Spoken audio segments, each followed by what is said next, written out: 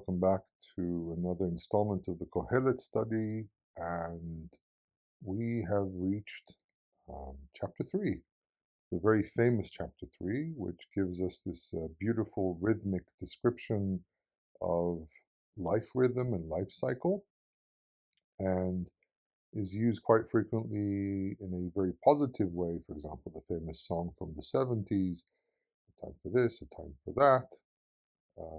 It's a beautiful song. And in certain philosophical perspectives, we can say that the reference to time can be seen in a very, very positive light. Everything has its place, everything has its time. The rhythm of life, the cycle where winter comes, summer comes, and for those of us who enjoy weather and enjoy seeing how things change around us, it's considered to be a beautiful time. I, for example, love winter, so when winter comes, it's cooler, it's nicer, it rains. You have this beautiful mixture of clouds and sun and so on. There are those who love summer, and you have your summertime. And as a kid, we used to love summer. I think most kids most people remember being kids spoke with me about enjoying summer. I mean, I grew not too far, not too far away from the ocean, so we used to hop on the bus, even by ourselves as small kids. We used to hop on the bus and go to the beach and spend a few hours there, and seeing kids, for example, grow up in Tiberias, jumping into the Kinneret. I mean, we see these changes in a very positive way. However, when we talk about the concept of time in common philosophy, there are those who will take time and describe it as being negative. And this is what Qohelet does here.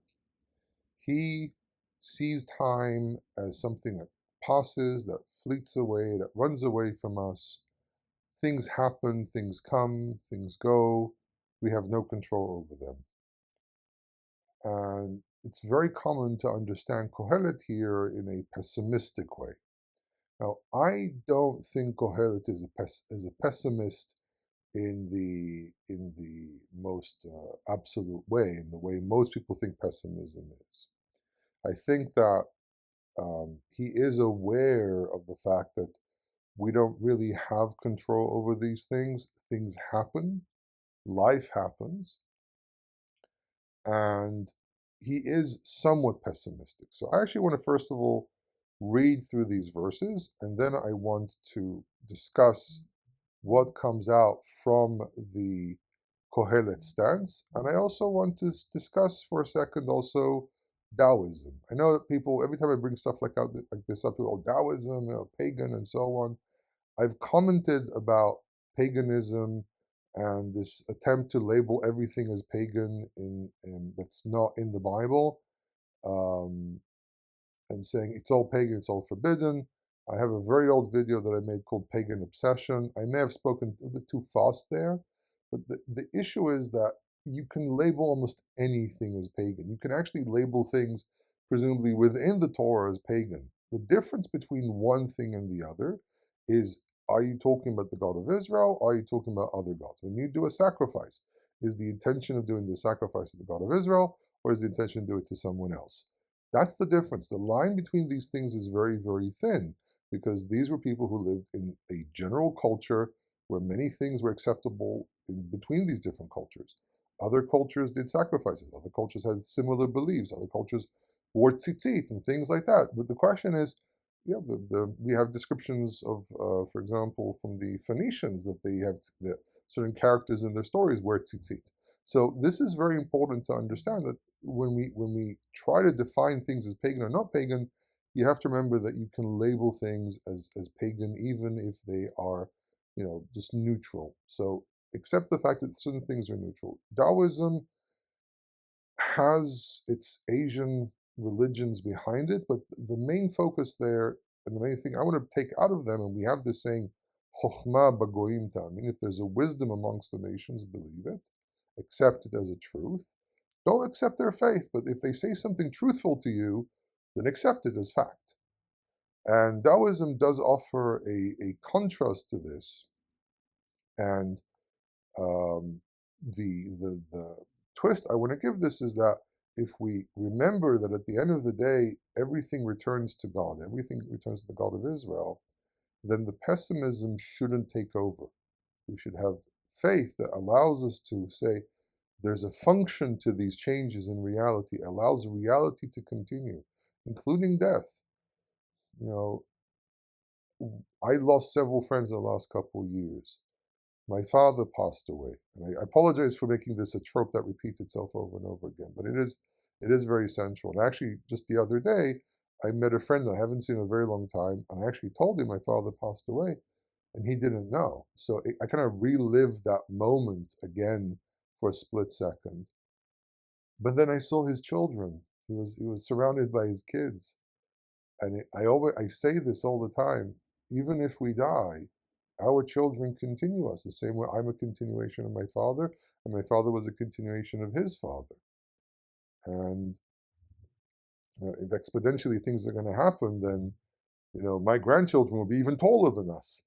And all my kids except for one are all over 6 foot tall. So maybe eventually someone will become 7 foot. But the main point is that things continue, things get better, and we have to have some level of optimism. You know, Schopenhauer, which I mentioned last time, he was a pessimist, but even in his pessimism, he tries to find points of light. I want to say maybe the other way around.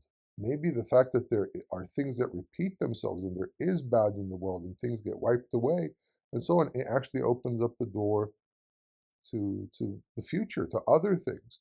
When something ends, when something ends and changes. I, for example, have an anxiety disorder. When change comes, I have difficulty. It takes me time to adjust to it, but then you realize maybe this is a better way of doing things. So that's the thing. He is giving one approach. I'm arguing with him, saying, I understand what you're saying, but let's try to look at this from a different direction. But first of all, let's see what Qohelet says. So he says, לכל זמן ועת לכל חפץ תחת השמיים, עת ללדת ועת למות, עת לטעת ועת לעקור נטוע, עת להרוג ועת לרפוא, עת לפרוץ ועת לבנות, עת לבכות ועת לשחוק. Notice how monotonic it is. There's a reason for it. עת ספוד ועת רקוד, עת להשליך אבנים ועת כנוס אבנים, עת לחבוק ועת לרחוק מחבק, עת לבקש ועת לאבד, עת לשמור ועת להשליך, עת לקרוע ועת לתפור, או לתפור, עת לחשוב ועת לדבר, עת לאהוב ועת לשנוא, עת מלחמה ועת שלום. Okay, he goes over many things in life. He repeats the word עת 28 times. That's basically 7 times 4. It creates a certain element of perfection. There are 14 pairs, 14, 7, 7, twice 2. And he also uses a very rare word, zeman, which is almost, I think, exclusively to the usage of Qohelet. May appear one more time somewhere else, but I think it only appears about 3 or 4 times in the entire Tanakh. So he says there's a time and a moment. So zeman ve'et, this is a handaitis, it's saying the same thing. The time and moment. But he's basically saying there's a time, lechol hefetz tachat hashamayim. There's a time for every desire under the sky. There's a time to give birth, a time to die, a time to plant, a time to uproot the planted. So it's the contrast. It's the one end of the other. So this is a method called merismos, or merism, where you describe both ends of something, and then basically you mean everything in between. A time to kill, a time to heal, a time to break through, a time to build, to destroy a wall, to build a wall, a time to cry, a time to laugh. Notice he says lishok. He's using a sin instead of a tzadi. These are consonants that interchange. Et sefod ve'et rekod, a time to lament or a time to say a eulogy over someone, a time to dance, a time to toss stones, a time to gather stones. If you ever look at how you work in a field, there are times where you need to remove the stones, times where you have to bring them in, a time to hug someone, a time to distance a person you want to hug, a time to request, or a time to seek, sorry, a time to lose. Sometimes you seek something, sometimes you lose it. A time to guard something, to keep something, a time to throw it away. A time to tear, a time to sow, a time to be silent, a time to speak. It uses the word lahashot, which is, we don't use this in modern Hebrew, you get it through context. Um, we would think lahash in modern Hebrew would be either whispering something or saying a spell, but here, lahashot, and we do use it sometimes in modern Hebrew, more poetic language, more elevated language, meaning, don't say anything. A time to speak, a time to love, a time to hate, a time for war, a time for peace. So he has a very specific principle that he works with. So first of all, he uses the word zeman and et. As I say, it appears 28 times in verses 1 to 8, meaning a set time, appointed moment, or occasion. In biblical Hebrew, et often refers to specific, divinely or natural appointed times for event. I will add, by the way, that there is the word ka'et, which is used in speeches, ka'et with a kaf, which means now. That's used to describe we've reached the main point of what we want to say. The end result of everything that was said so far, or the point we're trying to get to so far, is this. He points out to Genesis 18:14.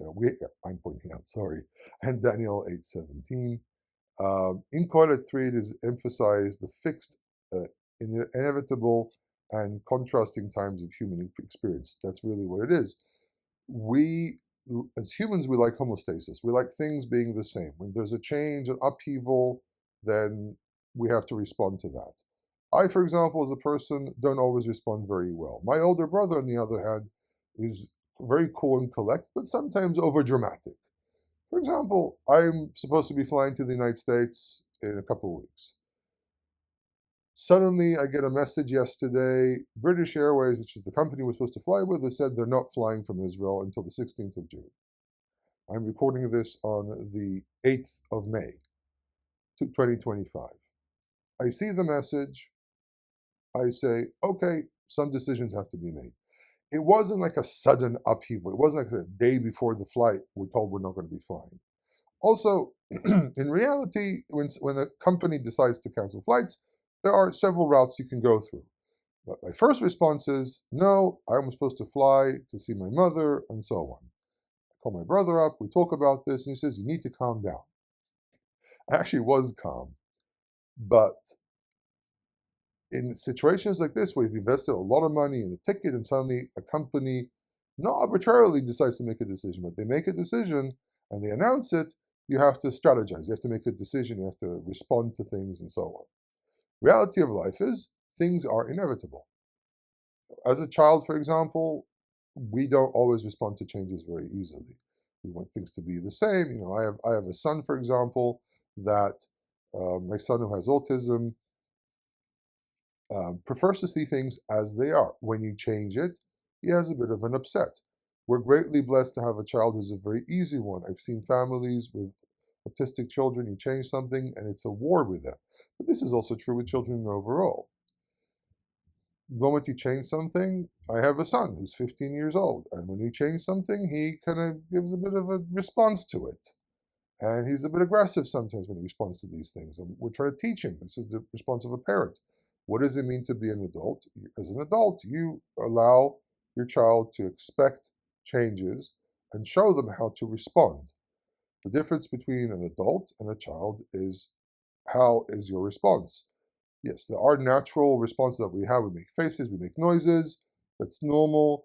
But what is your at the end? What is your response? There's a change. How do I react to this change, and so on? Qohelet basically says here, you don't even have to react. It should be expected. Life is like this. Life is like this, and life is fleeting. Things come, things go. Time is what it is.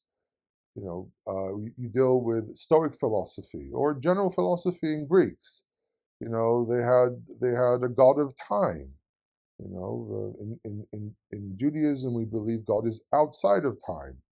He's above time. He's the master of history. He is the God of history. Time is something that goes by. but he governs it. That's the point of optimism. He is governing time. He is looking at time. Qohelet, right at this point, he's mostly observing, and he says, "Look, things happen, things come, things go. The natural world does X, Y, Z." And he says, "This could be depressing because we have no control." He basically right now at this stage is presenting a deterministic universe.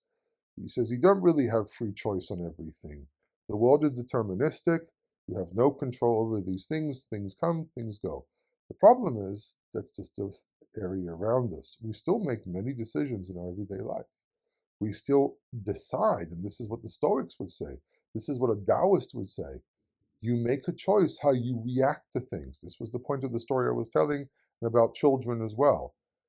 If you are allowing things to hit you over and over again, and you don't keep a calm complexion about it, and you don't have a plan to work around things, then sure, you're like a piece of wood drifting in the water and end up wherever it might be.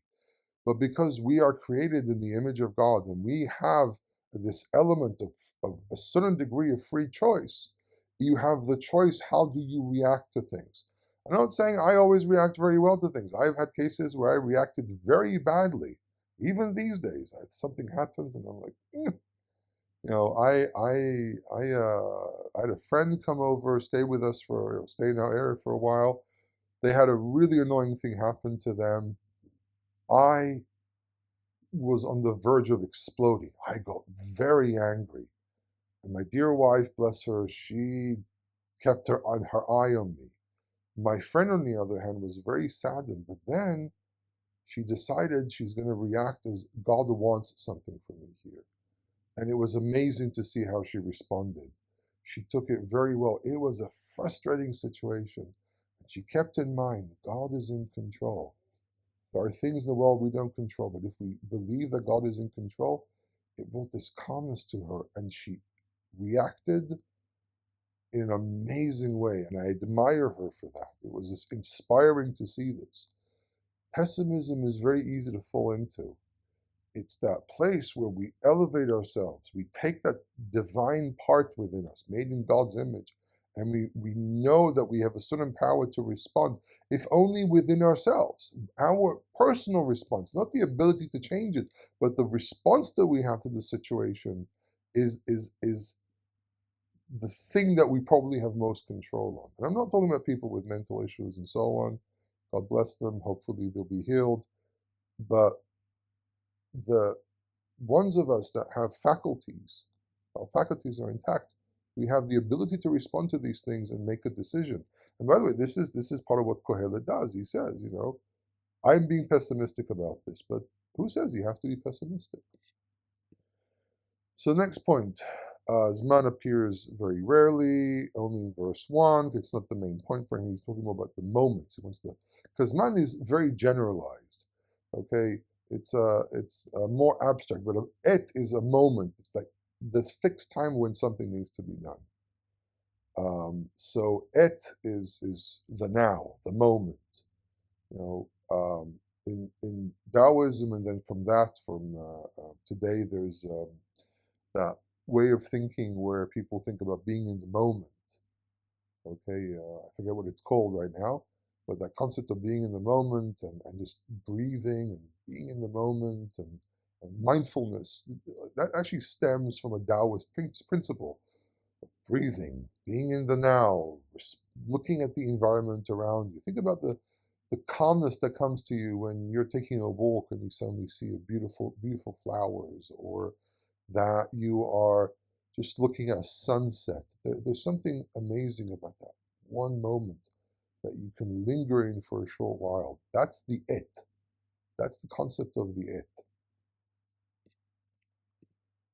And there's also a literary structure, as I said. You have a poetic framework for this. It's very rhythmic. Okay, it jumps from one thing to the other, very, very short, very monotonic as well. As you can see how I read it in Hebrew, you can see the monotony in it. Okay, and he gives a time to be born, a time to die, and so on. has a rhetorical purpose. The symmetry of 14 opposites totaling 28 times suggests completeness. All possible human experiences are covered. Obviously not all, because he can't cover everything. He actually openly says, so much happens under the sun. There's nothing new, but there's so much that does. A human being cannot know everything.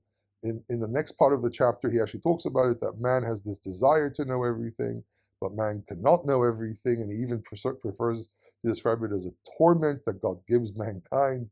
It's a horrible thing to try to know everything. But the point is that he is talking about the monotony of life. I actually, one day this week, I was looking at life and said, well, the last couple of days have been very, very, very busy.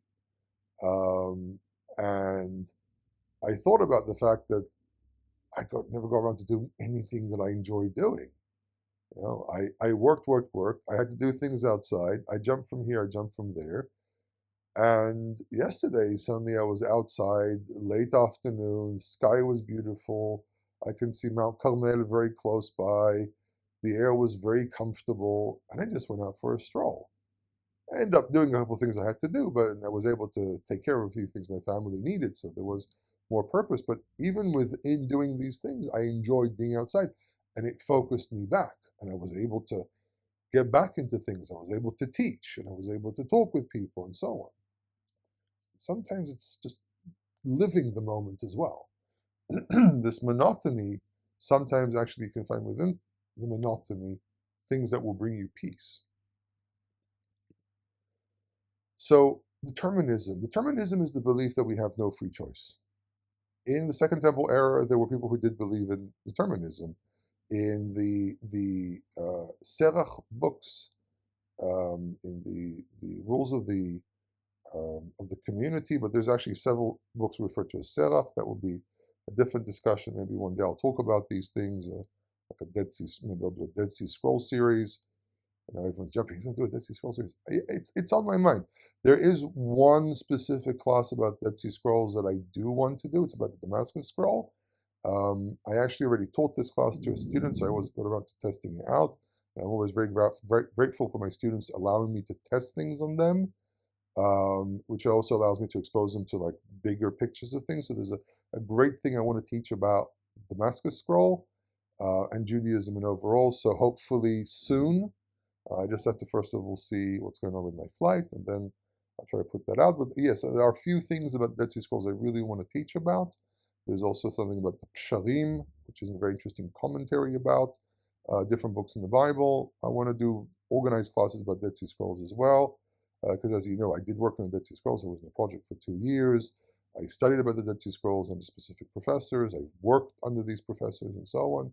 It was a great blessing. I got opportunities to learn from very, very talented, very high-ranking professors on this topic. It's a great blessing, you know. So the decision to go to Haifa University ended up being very, very good. But in the Dead Sea Scrolls, we find certain people who believe in determinism to a point where you don't even have a choice if you're a son of light or son of darkness.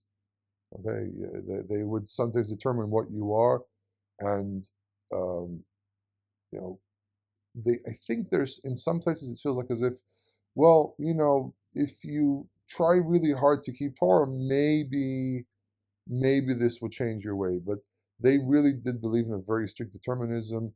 The concept of looking for your soulmate is very deterministic. I wrote about this a few years back.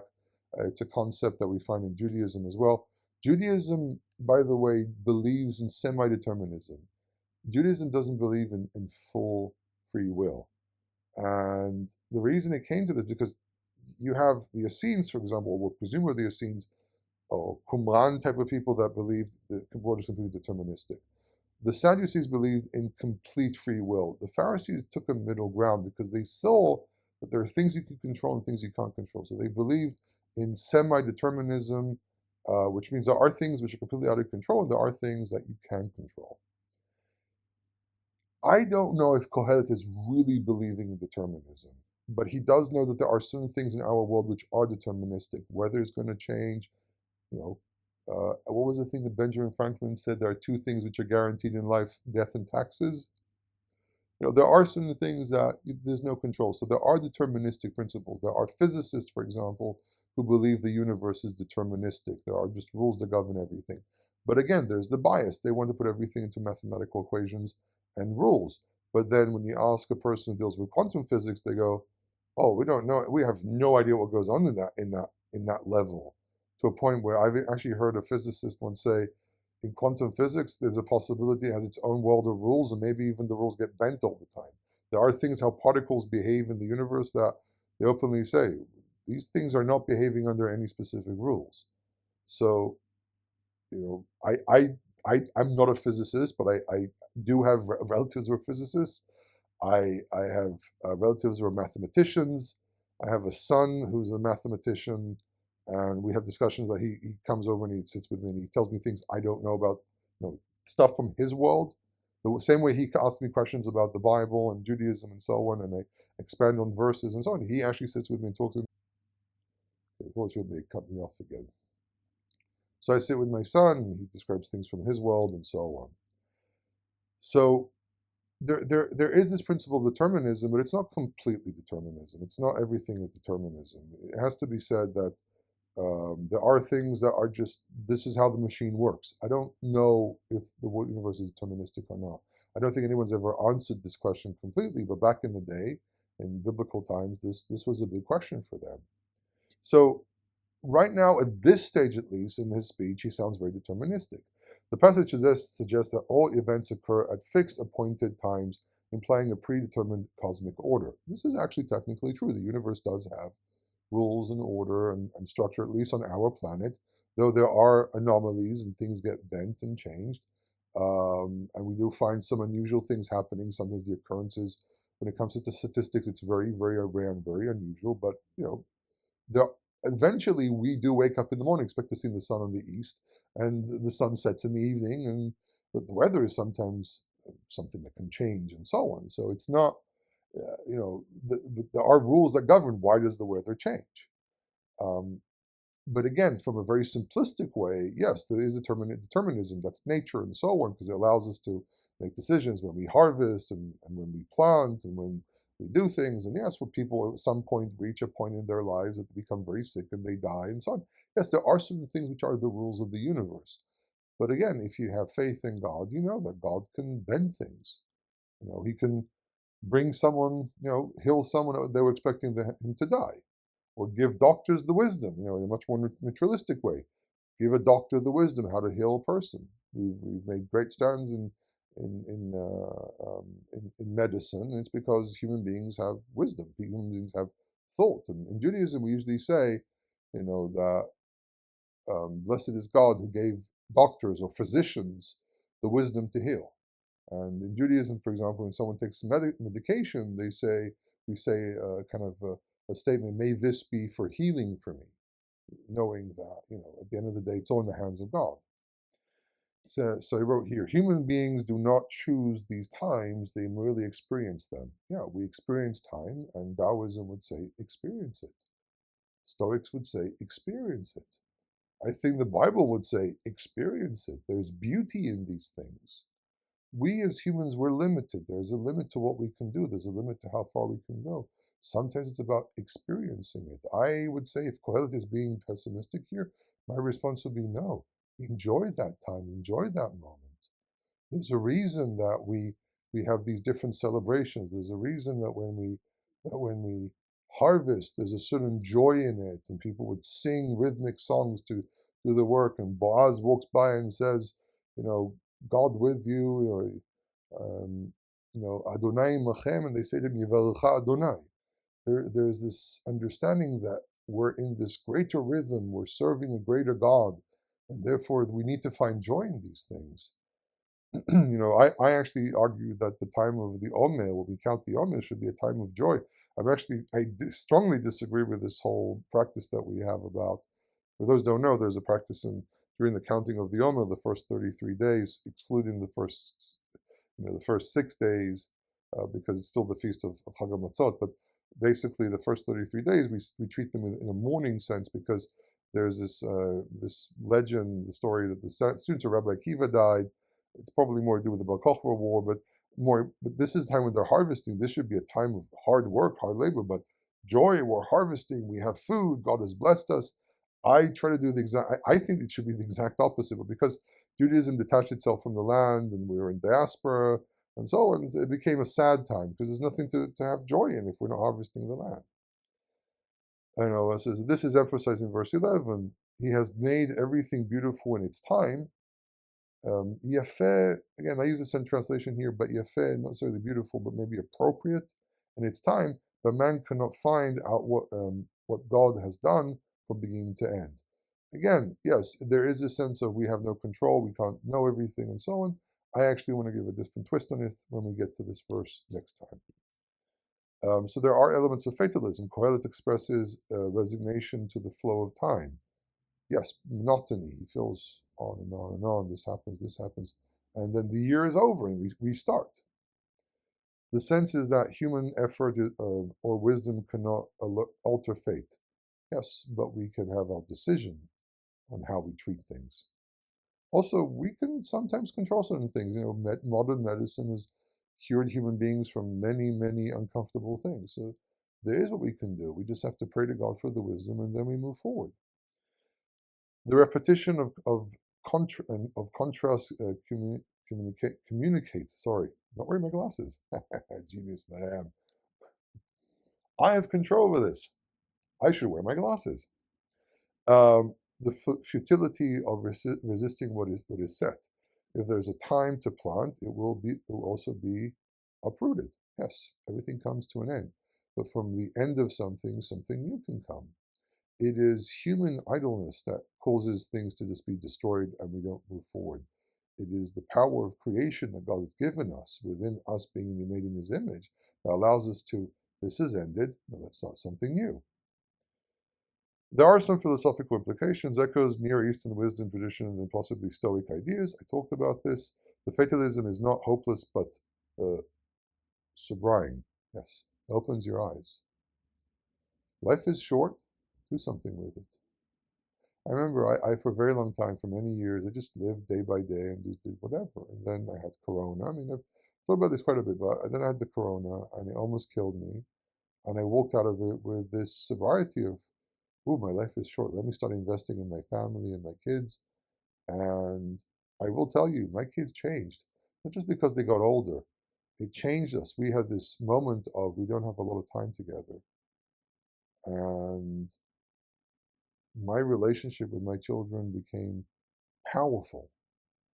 It was no longer just a dad and his children and a husband and a wife. It became powerful. It became deep. My children and I, now we hug things out. We sit together quite a bit. We took advantage of the realization. And you can also say encourages accepting one's limitations, very important thing. There's a book called The Burnout Society. I keep on forgetting the name of the philosopher. He's a Korean philosopher who lives in Germany. And he says, understand your limitations because you will burn yourself out. He has a very fascinating book, the Burnout Society. Sometimes a little difficult to follow, sometimes a little dense, but it's still a very interesting book. And calls for enjoyment of simple pleasure in the face of life's uncontrollable nature. Sometimes it's the small things you need to enjoy, not the big things. Small things. Enjoy them. It's very important. So, I hope you enjoyed this one. This one was heavily philosophical, less about the text, more about the philosophy.